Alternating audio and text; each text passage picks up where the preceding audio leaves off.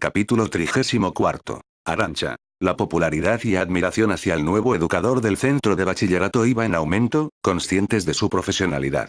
Siempre atento a su alumnado, dedicando muchas horas fuera de su horario oficial. Resolviendo, o tratando de dar salida a cualquier problema personal e incluso familiar de sus muchachos. Aportaba no solo el apoyo moral o afectivo, la ayuda económica e incluso un puesto de trabajo entraban en esa labor de ayuda, de entrega a los demás. Sin duda la educación recibida y el ejemplo de sus padres le inculcaron esa filosofía de la vida.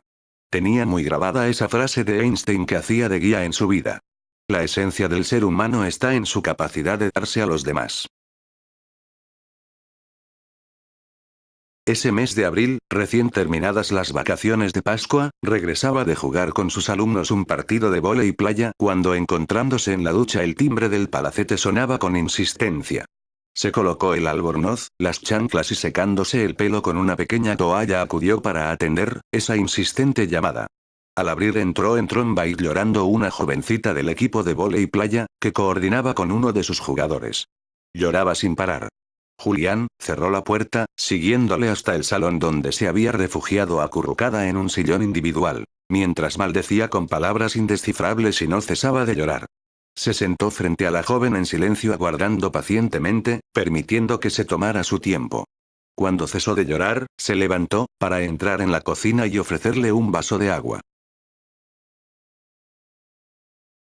Dio un par de sorbos, elevó su mirada levemente para situarlo y al controlar su posición retiró inmediatamente la mirada fijándola en el suelo.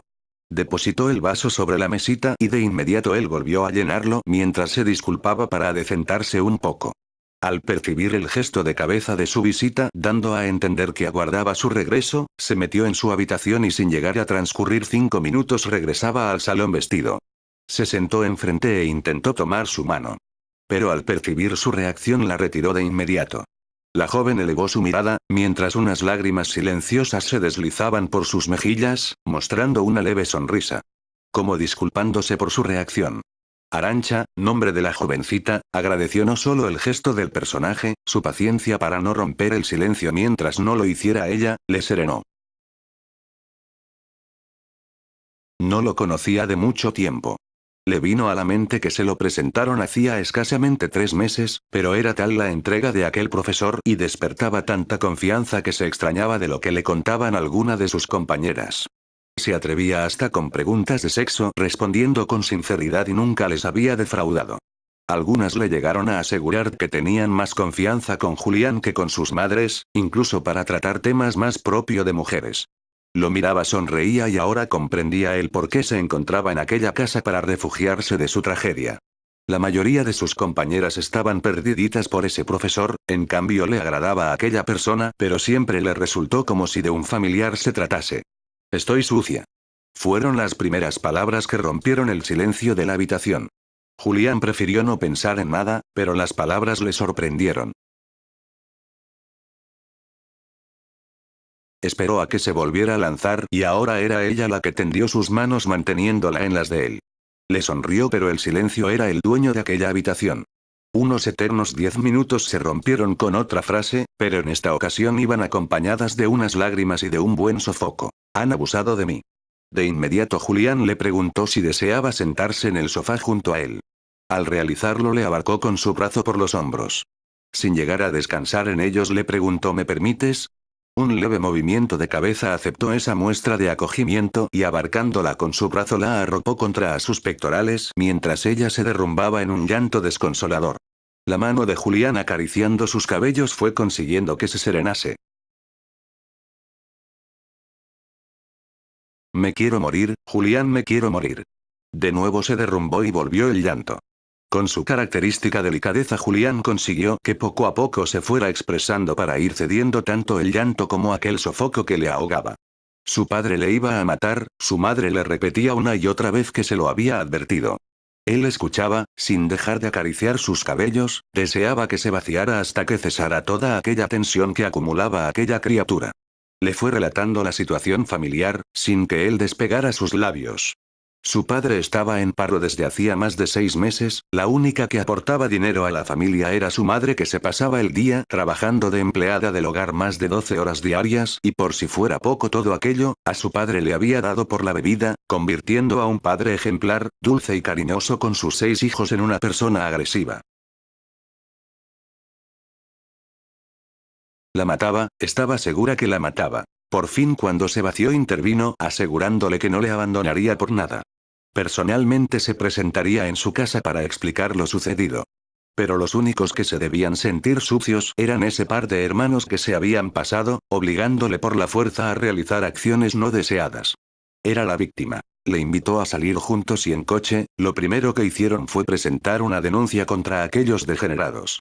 Pero no vio nada receptivos a esos encargados del orden, insistió y logró al menos que cursaran la denuncia. Luego con un agente se dirigieron a casa de la menor para poner en conocimiento a sus padres lo sucedido y acudir a urgencias.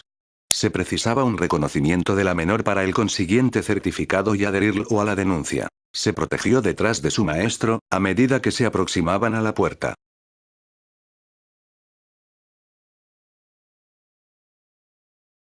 Pulsó el timbre y fueron atendidos por un hermano. Se presentó y pidió hablar con el cabeza de familia. En la entrada Julián delante y Arantxa escondida detrás de él aguardaban la llegada de la respuesta de su hermano. Fue la madre quien se presentó para saber de qué se trataba y recibir las primeras aclaraciones. Sin desvelar el contenido de su presencia, rogaban la presencia del cabeza de familia. Pero les aclaró que se encontraba indispuesto. Le habían trasladado, ebrio como una cuba, entre madre e hijo a la habitación de matrimonio, para poder recibirlos en el comedor. Sentados en sillas Julián fue exponiendo la situación. Aquella madre rota por el día, por su marido borracho, saltó fuera de sí contra su hija. Julián le retuvo y tras un ligero forcejeo la señora se derrumbó, abrazándose al desconocido para romper a llorar. De nuevo el tacto y el saber estar de Julián logró encauzar la situación suplicando a aquella madre que su niña lo que precisaba era comprensión y el mayor cariño posible por todos. Fue entrando en razón, dejó a Julián para abrazarse a su pequeña y romper a llorar de nuevo mientras le mimaba y le aseguraba que estaba allí para ayudarle en lo que fuera. Por fin, como su esposo no estaba para salir se vistió. Junto a Julián y a su hija fueron al encuentro de la gente que les esperaba en el patio para dirigirse a urgencias. Mientras aguardaban en la sala de espera del hospital, entablaron una aleccionadora conversación y aquella madre no sabía cómo agradecer todos los desvelos de aquel muchacho. Porque aunque fuera profesor era muy joven. Solo tendría un par de años más que su hija mayor que trabajaba de sirvienta en un hogar de Madrid. Le rogaba que se fuera a descansar, ya estaba ella para ocuparse de todo. Pero le aseguró que deseaba regresar con ellas cuando se lo contara a su esposo. No las dejaría solas ante aquel personaje que no andaba muy católico. Después de 3 horas regresaban al hogar. El padre había sido informado por su hijo y nada más escuchar la puerta fue como un energúmeno hacia su niña para descargar toda su frustración. Puta más que puta. Iba a emprenderla, cuando Julián se interpuso en su camino, reteniendo ese primer impulso. Aquel animal se movía como un toro, pero lo tenía bien amarrado y poco a poco fue calmando a la fiera hasta que pudieron entrar en el salón y mientras ellas abrazadas escuchaban atentas las aclaraciones de aquel bendito. Le costó que entrara en razón, pero al final aquel padre desesperado se levantó y llorando se disculpó ante su esposa, su hija y ante aquella persona que les había socorrido. Antes de marchar para casa y tratar de descansar una horita a lo máximo, le dio una tarjeta de uno de los socios de su padre, que llevaba los asuntos de la empresa por el País Vasco, para ver la posibilidad de conseguir un empleo. Aquella familia agradecida se abrazaba al muchacho, sin encontrar palabras de agradecimiento por todos sus desvelos. Llegó al palacete y decidió cambiar la cama por un buen baño de hidromasaje. Llenó el vaso de la bañera y con los chorros a toda marcha se tumbó por espacio de 1 hora. Luego desayunó, para una vez finalizado el aseo personal partir para el colegio.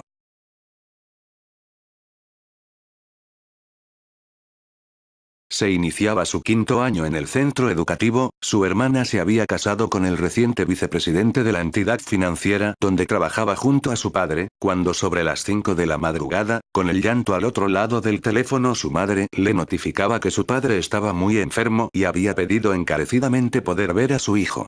Se vistió a toda prisa y en taxi se desplazó al aeropuerto para tomar el primer vuelo a Madrid. En menos de 2 horas salía por la puerta donde su hermana con lágrimas en los ojos y arropada por su marido le aguardaban. Subieron al vehículo y le condujeron ante la mansión de la familia. Qué eternas se hicieron esas 4 horas donde su padre luchaba contra la muerte. Con gran dificultad suplicaba perdón a su hijo por algunas decisiones que no compartieron.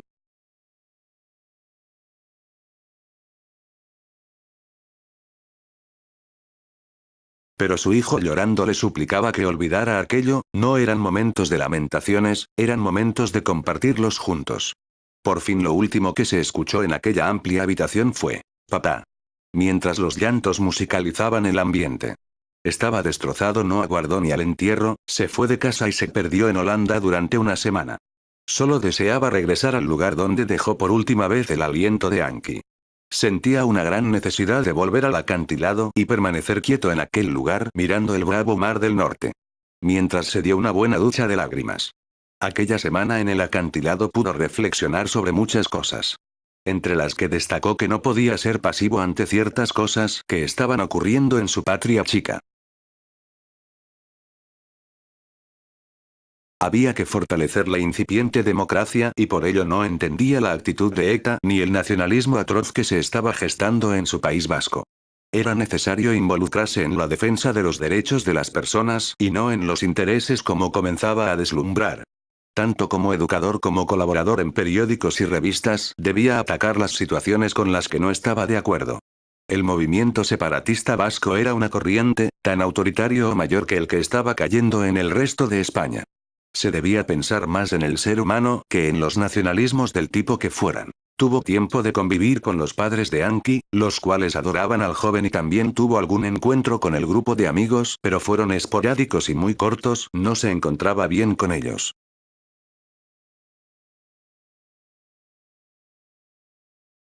Prefería refugiarse en el acantilado para leer, meditar, reflexionar, analizar y cargar energías a un cambio de actitud ante él mismo, ante sus alumnos y ante la sociedad que le estaba tocando vivir. Las últimas horas de estancia en Francia antes de regresar a sus obligaciones las pasó en el acantilado. Pudo revivir décima a décima de segundo los últimos minutos junto a aquel ángel que el Señor en su generosidad le permitió que se cruzara en su camino, aunque fuera por aquellos 6 meses.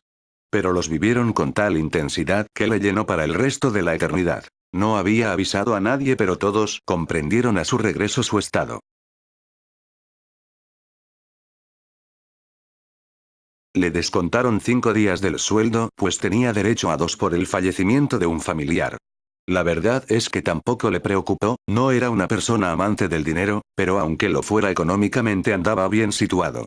Mucho más cuando le notificó su cuñado al regresar a Donostia que su padre en el testamento les adelantó una buena cantidad de la herencia, a él y a su hermana. Dejando a su madre la mayor cantidad de los bienes.